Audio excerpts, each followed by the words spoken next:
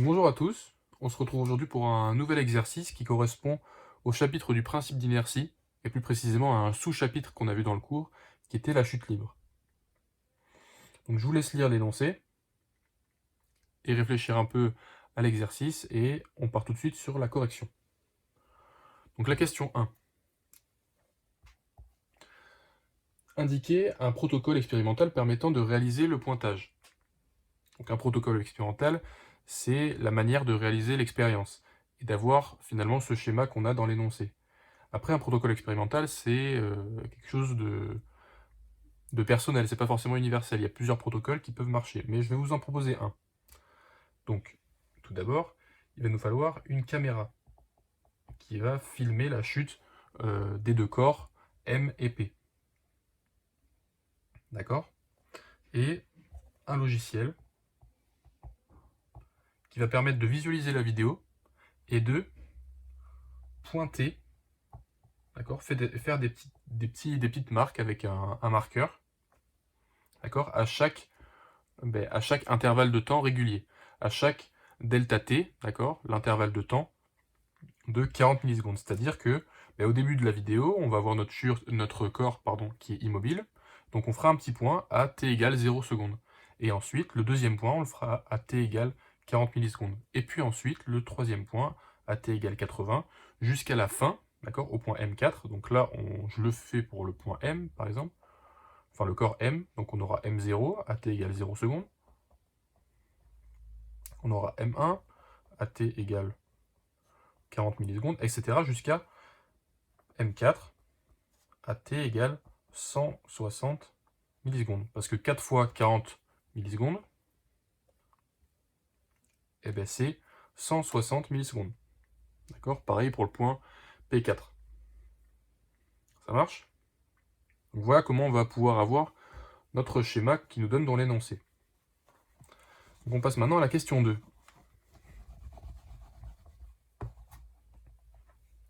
Lequel des deux systèmes est en chute libre? Eh bien finalement, pour savoir lequel de ces deux corps vérifie une situation de chute libre, on va devoir servir de la relation qui nous donne dans l'énoncé, qui est une relation qui vérifie la chute libre. Donc on peut noter cette relation qui est Z est égal à 1 demi de G, qui est la constante gravitationnelle. On a sa valeur dans l'énoncé qui est de 9,8 mètres par seconde, fois le temps au carré. D'accord? Le temps, ça sera le temps pour lequel l'objet est à une distance, à une altitude bien précise. Hein. Donc, ce que je vous propose de faire, c'est de comparer, en fait, la distance, l'altitude des deux corps à un temps donné. D'accord? Et cette altitude-là, des corps M et P, comme on voit sur le schéma, elle se différencie à un T qui est assez grand. Un delta T qui va être assez grand. Parce qu'au début, on voit bien que le point M1 et le point P1, par exemple, ils ne sont pas à une altitude qui est bien différenciée. Donc on ne va pas pouvoir trop dire lequel des deux est en chute libre. Alors que vers la fin, à un temps qui est assez grand, on va pouvoir différencier les deux corps. On voit que le point M4 et le point P4 sont assez éloignés l'un de l'autre.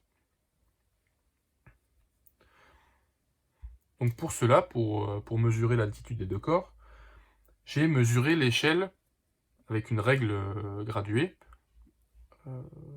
qui est dans la réalité de 10 cm. Donc, on va noter, on va faire un petit tableau. D'accord? Donc, réalité et dessin. D'accord? Et avec ma règle, j'ai vu que 10 cm sur le dessin correspondait à 4,5 cm. D'accord? 10 cm c'est la réalité et 4,5 cm c'est sur le dessin, d'accord, ce que j'ai mesuré avec ma règle. Et donc, finalement, eh bien, on va mesurer tout d'abord ce que fait le corps P. D'accord? On va différencier les deux cas, d'accord? On va faire le corps P et le corps M. D'accord? Donc le corps P, on va mesurer la distance entre P0 et P4. Et la distance qu'on trouve entre P0 et P4 en la notant, enfin en la mesurant avec la règle graduée sur le schéma, on trouve 5,7 cm. C'est la distance entre P0 et P4. D'accord? Donc, D, on va mettre P0, P4.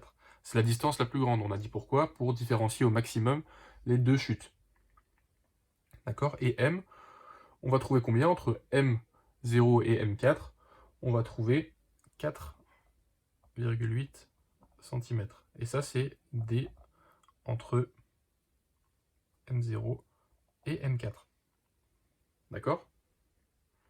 Donc pour vérifier finalement si l'un ou l'autre est sans chute libre, on va devoir se servir du coup de cette relation.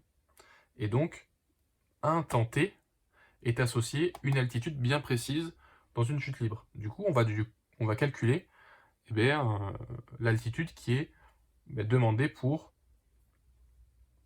un temps de combien? De 160 millisecondes. Parce que le point P4 et le point M4, ils arrivent à combien de temps? Ils arrivent à 160 millisecondes à la hauteur qu'ils sont. D'accord? Donc, en remplaçant t par 160 millisecondes, on aura quoi? Z égale 1 demi de G, donc G il vaut combien? 9,8 mètres par seconde. D'accord? On peut noter par seconde en multipliant par des secondes moins 1, donc c'est l'inverse des secondes. Ça, c'est comme si on faisait mètres par seconde. D'accord? On sait que les secondes, d'accord, multipliées ou divisé, pardon, là on divise par des secondes, donc divisé par des secondes, c'est pareil que, d'accord, c'est équivalent à multiplier par l'inverse des secondes. Et l'inverse des secondes, ça donne comme ça, c'est seconde moins 1. Ok? C'est pour ça qu'on va le noter comme ça. Donc, fois, donc un petit point, seconde moins 1. Et fois combien? Fois 160 millisecondes. Mais des millisecondes, eh bien, c'est pas correct dans une expression comme celle-ci, parce que dans une expression comme celle-ci, il faut l'unité en système international. Et le système international, c'est quoi pour le temps? C'est les secondes. Du coup, il va falloir convertir les millisecondes en secondes. Et comment on fait? On sait que une milliseconde, c'est combien de secondes? C'est 1000 fois moins. Du coup, on va devoir diviser par 1000 les 160 millisecondes. Et comment on fait pour diviser par 1000? Eh bien, on multiplie par 10 moins 3. D'accord? On sait que 10 moins 3, c'est 0,001. Et quand on multiplie par 0,001, bien entendu, on divise par 1000. D'accord? Et tout ça, on voit que le temps ici, d'accord, il est au carré. Donc ce temps-là, il va être au carré. Et là, on va trouver combien? Je vous laisse le taper à la calculatrice, mais, d'accord, en enlevant les unités, bien sûr, c'était juste pour vous montrer ça. On trouve 12,5 cm. D'accord? Donc l'altitude qui correspond à un temps de 160 millisecondes en chute libre, c'est 12,5 cm. Donc est-ce que finalement le point P et le point M vérifient cette chute libre? Eh bien on va voir ça. Donc on retient notre altitude qui est de 12,5 cm, d'accord? C'est notre altitude qui est demandée. Z égale 12,5 cm. D'accord? Donc pour savoir si 5,7 cm sur le dessin correspondent bien à 12,5 cm dans la réalité, on va faire une petite conversion. Un petit produit en croix simple. Donc on a vu que le point P4, il était situé à 5,7 cm sur le dessin. Et en faisant un produit en croix, on trouve, donc en faisant 10 fois 5,7 divisé par 4,5, on va trouver 12,7 cm.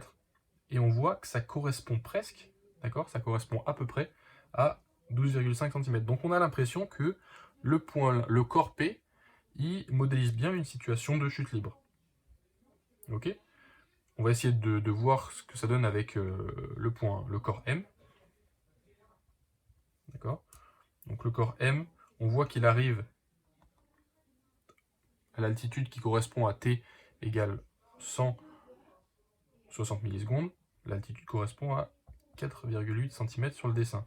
Donc combien ça fait en faisant le produit en croix? Dans la réalité, ça fait 10 fois 4,8 divisé par 4,5. On trouve 10,66 cm. Et on voit que là, malheureusement, 10,66 cm, c'est assez éloigné de la valeur théorique qui correspond à la chute libre pour un T égale 160 millisecondes. Donc le corps M ne correspond pas à une chute libre. Et on peut conclure, en conclusion, que c'est P, le corps P, qui correspond à une chute libre.